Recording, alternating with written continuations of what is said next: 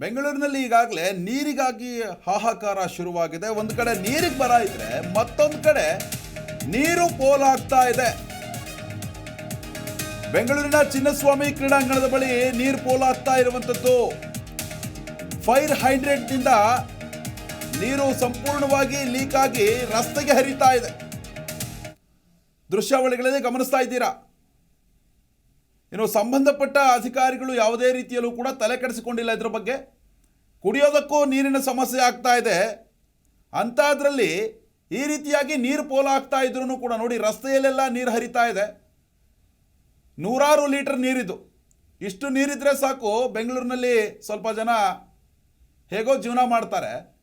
ಆದರೆ ಇಷ್ಟೊಂದು ನೀರು ಹರಿತಾ ಇದೆ. ಅದರಲ್ಲೂ ಕೂಡ ಫೈರ್ ಹೈಡ್ರೆಂಟ್ ಇದು ಅಂತಂದರೆ, ಈ ತುರ್ತು ಅಂತಂದರೆ ಯಾವುದಾದ್ರೂ ಬೆಂಕಿ ತಗುಲಿದಂತಹ ಸಂದರ್ಭದಲ್ಲಿ ಫೈರ್ನವ್ರು ಬಂದರು ಅಂದರೆ ಅಗ್ನಿಶಾಮಕ ದಳದವರು ಇದಕ್ಕೆ ಕನೆಕ್ಷನನ್ನು ಕೊಟ್ಕೊಂಡು ಆ ಬೆಂಕಿ ನಂದಿಸುವಂತಹ ಕೆಲಸವನ್ನು ಕೂಡ ಮಾಡ್ತಾರೆ. ಆದರೆ ಈ ರೀತಿಯಾಗಿ ನೀರು ಪೋಲಾಗೋದು ಅಂದರೆ ಗೇಟ್ ನಂಬರ್ 2 ಬಳಿ ನೀವು ನೋಡ್ತಾ ಇರುವಂಥದ್ದು ಜಿ ಕನ್ನಡ ನ್ಯೂಸ್ ಎಕ್ಸ್ಕ್ಲೂಸಿವ್ ದೃಶ್ಯಾವಳಿಗಳಿದು. ಇನ್ನು ರಸ್ತೆ ಪಾಲಾಗ್ತಾ ಇರುವಂತಹ ನೀರನ್ನು ಕಂಡು ಅಲ್ಲಿರುವಂತಹ ಸ್ಥಳೀಯರು ಕೂಡ ಬೇಸರವನ್ನು ವ್ಯಕ್ತಪಡಿಸಿದ್ದಾರೆ. ಸರಿಯಾಗಿ ನೀರು ಸಿಗ್ತಾ ಇಲ್ಲ, ಇಷ್ಟೊಂದು ಬಿಸಿಲಿದೆ, ಮುಂದಿನ ದಿನಮಾನಗಳಲ್ಲೂ ಕೂಡ ಕುಡಿಯೋದಕ್ಕೂ ಸಮಸ್ಯೆ ಆಗುವಂತಹ ಸಮಸ್ಯೆ ಕೂಡ ಎದುರಾಗಬಹುದು ಅನ್ನೋ ಒಂದು ನಿಟ್ಟಿನಲ್ಲೂ ಕೂಡ ಚರ್ಚೆಗಳಾಗ್ತಾ ಇದೆ. ಈಗಾಗಲೇ BBMP ಅಲ್ಲಲ್ಲಿ ನೀರನ್ನು ಕೂಡ ಸಪ್ಲೈ ಮಾಡೋದಕ್ಕೆ ಪ್ರಯತ್ನ ಪಡ್ತಾ ಇದೆ. ಇಂತಹ ಒಂದು ಸಂದರ್ಭದಲ್ಲಿ ಜಲಮಂಡಳಿ ಆಗಿರಬಹುದು, BBMP ಆಗಿರಬಹುದು, ಇದರ ದಿವ್ಯ ನಿರ್ಲಕ್ಷ್ಯವನ್ನು ಮಾಡ್ತಾ ಇರುವಂಥದ್ದು. ಈ ಸುದ್ದಿಯನ್ನು ನೋಡಿದ ಮೇಲಾದ್ರೂ ಕೂಡ ಸರಿಪಡಿಸುವಂತಹ ಕೆಲಸ ಮಾಡಬೇಕಾಗುತ್ತೆ. ಇನ್ನೂ ನೀರು ಹರಿಯೋದು ನಿಂತಿಲ್ಲ, ರಸ್ತೆಯಲ್ಲೆಲ್ಲ ನೀರು ಹರಿದಾಡ್ದಿರುವಂಥದ್ದು.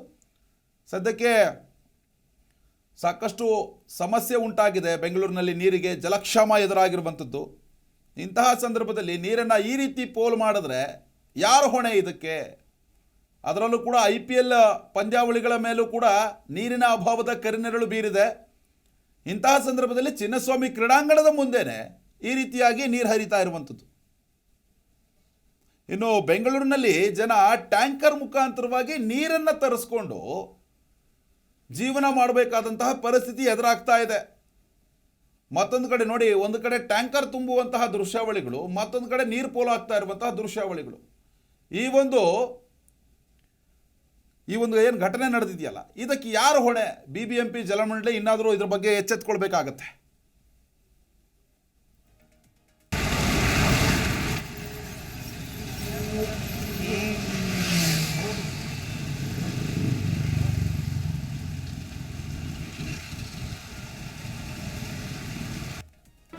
ಜಿ ಕನ್ನಡ ನ್ಯೂಸ್ ಈಗ ನಿಮ್ಮ ಮನೆಯಲ್ಲೇ ನೋಡಿ.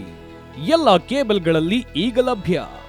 ಸನ್ Direct 292, Jio TV 1334, U digital 162, City Cable 51, GTPL 17, Abhishek cables 821, Rockline telecommunication 51, Shri Basaveshwara number 60, Vinayaka digital number 53, in digital number 896ರಲ್ಲಿ.